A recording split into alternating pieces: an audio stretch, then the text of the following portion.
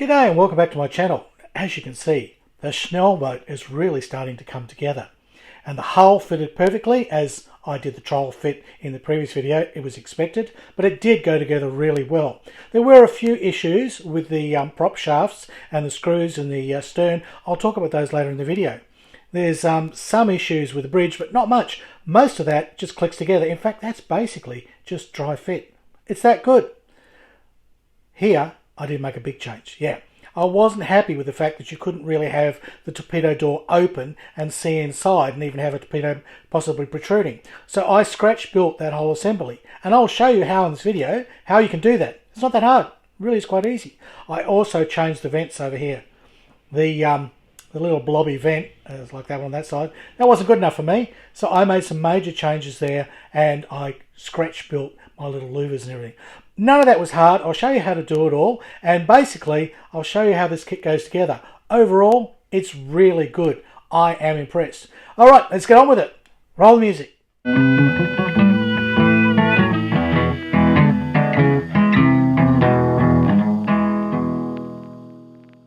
Now, as I said, this kit fits together very well and I'm very impressed with it. But there's some things that just need to be done a little differently. At least I think so. See these little ladders here, right? Now, they'll have you, in the instructions, build up this entire bridge assembly and then try and push those ladders into place. Well, it's just virtually impossible, and I'll show you why. But first I need to pull this to bits. So I'll show you this is basically just dry fit. I wasn't kidding. These parts are just sitting here. Okay, so we can pull off a few things.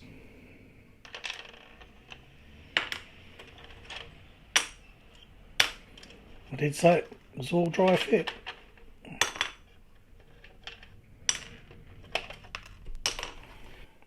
So this just comes apart fairly easily, no trouble at all. And in fact, this entire section here, as I said, was dry fit. This back wall, I have used liquid tape just to hold that in place so that I could get this assembly right. Now, here's the sort of bone of contention that you've got to watch out for. These legs here, they'll get stuck on this this wooden walkway over here, and it's very hard to push these bars in, which form part of the stairs, because they have to fit into holes on the bulkheads. Oh, it's just so sticky. They have to fit into holes in the bulkheads. So the whole thing comes such a fiddly little nightmare, and the thing is, these are such fragile little parts, you'll be very careful pushing them anyway, you don't want to break them. But the trick is that, so if you build this up off the model, you'll notice underneath here, these little steps overlap, and they actually go underneath that little thing. And there's sort of no way, when that's in place and sitting on the deck, there's no way to really push that and click that under without breaking these little legs. So this is a part that I would suggest don't do it as the instruction says. Don't build it later on, as after you've already had a whole bridge together. Assemble this now, because you can basically paint this all grey anyway, and you've only got to hand brush in the wood if you like, if you want to do a wood effect on those little steps there. Not a problem at all. So that's just something to watch out for, and something that annoyed me for some time. I couldn't figure out why I couldn't get those little steps to sit in there and dry fit. In the end, I ended up gluing that little part on as well, because I thought, well, if I've got to paint those ones, I've got to paint this one. So I've sort of built that all up, ready to go, which makes life a lot easier. But that was only liquid taped into this. And this also just clicks apart. This is the thing. The fit is really good. The fit is so good. Now, I did glue this, the dashboard here, to the side bulkheads, and that's so that you can get the correct angle in there for how it's all to go together. Because if you don't do that, you won't get the top part to fit properly. Okay, which clicks in very nicely into there. So this kit has some fine tolerances, and you could get into trouble if you didn't bother to check things, if you didn't clean up your parts, or if you started painting things and got too much paint on it, then you might find it hard for things to fit together. So the trick is, like with anything, try fit, test, see if there are any problems ahead. And that's what I do. I do that constantly. I'm always doing that. And what else have we got in here? Oh, we've got a little anchor that's kind of fallen down in there. While I've been sort of clicking things around. Now, this little anchor, not that it's a problem with the kit, it's just a problem with me, in that it had this little bar on top of it there, and I kind of wrecked that when I was trying to clean it up. I hate trying to clean up small little plastic tubes. And invariably I'll just replace them with scratch, or in this case I use a bit of brass. So that works perfectly for the little anchor there.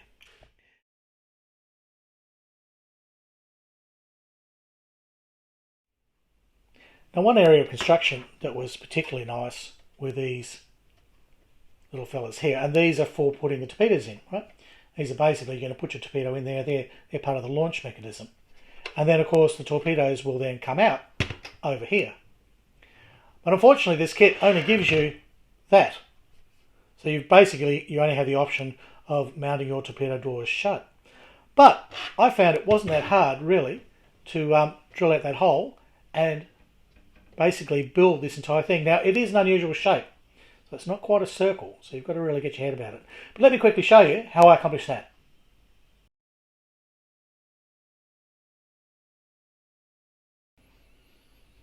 Now to work out where that hole is going to be and to basically get it to be accurate, it's pretty easy. In fact, you can use the part that's in the kit as a template. So this part here is going to go there, and you're going to need part of that anyway, because you'll need that strap and you'll need the arm part that's going to lead up to the tube that you're going to put in. So to work out your hole, what I first do is I just lightly, very small amount of Tamiya thin, is just tack that little piece into place. Just let it sit there. I can leave it there and cut away, but I found it was better to lift it off anyway. So, okay, so that's tacked into place. And as long as you work quickly, you'll be able to remove it. Now to get that shape, it's pretty easy to get in there with a pencil. So with that in place, you can now get in and use your pencil to basically mark where this is going to be. Alright, and then this part will come off. So you may not get all of it, but you've got enough there that you can calculate the rest. So there's a faint line there.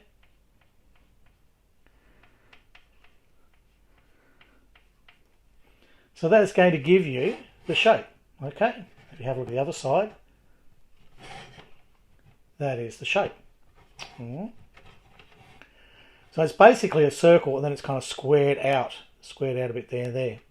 So what I did then is it's just about an easy matter of measuring across there and finding the midpoint, measuring across there, finding the midpoint. And then we start doing our filing and drilling. Now remember, when you're doing this, it isn't that way, right? The hole doesn't go that way. It's not perpendicular to the plate. It's actually at this angle. And that's why when you're making your tube that's going to go in there, it's also going to have to be cut as an angle.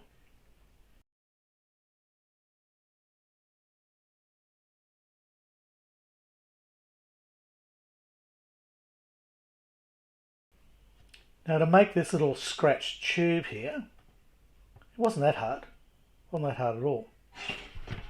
I started with some very thin 0.5mm, half a millimetre scratch plate, and I cut out a piece that was basically 25mm or 1 inch by about 3 inches, and I made a tube. And that tube then went into some hot water. Well, that piece of plastic went into some hot water until it was very malleable, and then I wrapped it around a pencil and taped it up so that it would start to bend and conform. Once I'd got it tighter and tighter, I eventually pulled it off this and put it on a slightly smaller, I think it was a drill bit, until eventually I could get it to that it would actually join up to itself. Then, here's one that I made. With it joining back up to itself, I then cemented that end. Now once I'd done that and set it aside for a while, I then squished it into the square shape, okay? So I actually bent it more into that shape. And it naturally wants to go there. See, if I bend the sides and I use that join I made in the foreground. Now, I'll try and explain this. Because you're going to see inside that tube, right, when you're looking at it, you're only going to look this way. You can't see it from the other way. So you don't want any joins along there. So what I did was my join, which is hard to see, it's actually there, which is going to be one end or one corner of this kind of rounded square, or this kind of squished up sort of circle. So by making that the curve and then bending and squishing it, it made the shape pretty well spot on. And then because you've also basically cut this out and shaped it so that it matches. I can use this as a template all the way along. This will give you a shape. So you can constantly keep checking and matching that up against and presenting it to your tube to see it's going. Remember though, your tube is not going to sit like that. It's always going to sit like that. And that's the thing. Now once you have got that tube made, then it's just a simple matter of inserting it in the hole that you've got, double checking everything. And to get the right angle, because your tube, you can see here, the tube has the same angle, actually slightly less, but the tube pretty well has the angle that of the bulkhead there, right? So if you put your tube in the hole that you've cut, and then you simply can pencil mark the line, which will be a diagonal, and then you can go down and get your saw and cut that diagonal line, and it'll be pretty close, pretty spot on. Then it's just a matter of filing and fiddling with it to get the shape. But the main trick is to realise you're working in angles, and that it's you're not going to be able to make just a single cylinder and cut it to the end. No, it's got to be cut at that angle, and then away it'll go. It might take you 2 or 3. I ended up making 3 of them until I was happy, and with the final one, yep, I got the shape right. I checked my reference photos, everything's fine. Then your part kits fit perfectly. They all click in beside it. I did have to, I cut a little bit too much off my arm here. You probably need to leave the full bit on. I got a little bit carried away, so I ended up having to put a little bit of plastic in there, which wasn't that hard. But all up, that was only took me about an afternoon, and it was a fun little job to do, and I believe it's added so much more detail to the kit. Now at least Revell has moulded the torpedo door and the mechanism here separately, which is good. Now you'll need to cut this back a bit. You'll notice there's a little blob on there, and you'll need to basically measure and cut that. I think it's pretty well spot on if you cut it right there where it gets very thin. You keep the thinnest part and then cut that blob off the end there. That will then mate up very nicely to the hull. But the torpedo door, of course, now is going to be open, so all the detailing they've put on that side will be hidden because it'll be around like this. So you do have basically an injection hole there to take care of. Or in my case, I kind of looked at the photos and some of them looked like it had an extra plate on there, and then it had a whole lot of rivets. So I cut myself a circular piece and then I put a whole lot of rivets on there. I'm still not sure if that really works and whether I'll cut that off or change my mind, but it did add a lot more detail. I think once I get some paint on it, it'll all blend in and look rather nice. But either way, you're going to have to address the fact that this is a bit boring. And the actual photos show lots of rivets. They all go around in a circle and create a sort of bit of a star pattern. So I think that's kind of worth doing. It's one of the cases where I'd actually put the rivets in and I'd count them. Well, I didn't count them, but I would put the rivets in.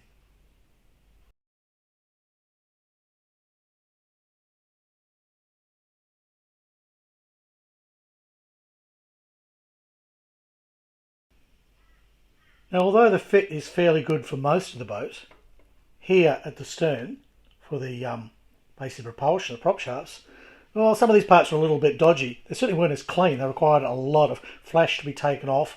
And then there's only 2 little mounting points, which you've got to drill out yourself. So make sure you don't forget to do those. They've got to be drilled, and you've also got to drill some spots here for the rudders, which I haven't put in for the moment.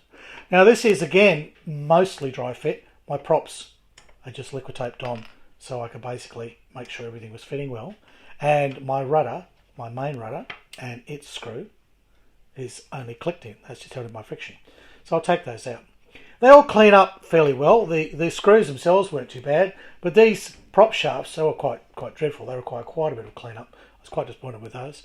And also, once they're in, you're going to require some filler. But that's not unheard of with most ship models. It wasn't a lot. A little bit of filler along here.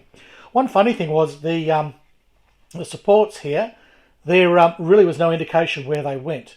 So very early on, I did a dry fit and made sure I had the correct angles for both of these shafts popping out of the hull here, and then I could figure out where they went. And the instructions they're a bit hard to read, kind of have these little edges here lining up with that line. Well, that didn't work for me. They fitted quite nicely when I put them like that, so that's what I went with. So that was it. Now, this little part here, bloody cat ears, this part here, which there it looks like it's all one thing, although you can see the line. There's actually 2 parts here. That's your keel, which is part of the hull halves. And then you've got this little extension here, which is for the centre prop shaft. Now it fits nicely on one side, but on the other side, yeah, you'll find it really doesn't line up very well. At least it didn't with mine. But that didn't take much to fix. I mean, a little bit of filler and away I went. So it's all basic modelling, really. And in fact, the thing is, most of the kit is so good that this was sort of the only thing that I can complain about. Although I'm not really complaining, I'm just showing you what I did. But it still came together rather well, and that should paint up nicely. The deck fits in, well, normally it's popped out. As we did in the dry fit when I did the review of the model, it fits in perfectly.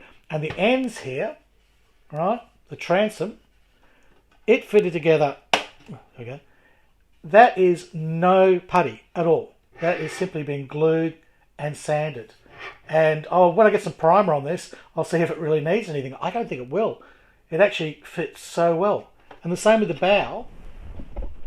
The bow is just glued and sanded. That's it. Fitted really well. So the only putty that I've used in this kit so far was back there for the for basically the rudder assembly there with the screw props. That's it. It's been really quite free of putty, and as I've said quite consistently through this video, the fit is good. Now, one of the other parts that I wasn't quite happy with these little vents here, they're just blobby. They just end flat. There's nothing there. But on my research, I found they had louvers, or in fact, a hashed grill. So I went with the hashed grill because I was actually able to use a bit of mesh. It was actually left over one of my car kits that was used as a grill in the back of the car. So just a tiny bit of very fine, almost fly screen or mesh. And I'd also cut out behind there. It's actually hollow behind there, which will give it some depth. So I just simply drilled a hole in there and then basically gouged that out. I think there'll be a photo here showing you what I did. And then it was just a matter of laying this down with a little bit of white glue. Basically put it down on the mesh and made sure it lined up nicely. And the reason I used white glue is if I'd used plastic glue, it would have probably melted the mesh. That would have made a mess of it. But yeah, the reason I hollowed it out there, you can see you actually get the effect of it being very deep and there's something behind there rather than just painting it black. So I've got quite a lot of depth and texture to that. So by the time I get some paint on that, that should look really nice. Now trimming it, don't try and trim it while it's wet or try and cut it to the right shape. You won't. I said I popped this down on a little, probably a rectangle shape of the fly mesh and then basically sliding around till it lined up nicely. Once it was dry, I put this down on my cutting mat and then I got the knife and I simply cut around from the outside very carefully. Not dragging, just tap, tap, tap, tap, tap and cut out all the things. And that way you won't destroy this very fragile mesh. So, yeah, it wasn't sort of hard to do. You said take your time.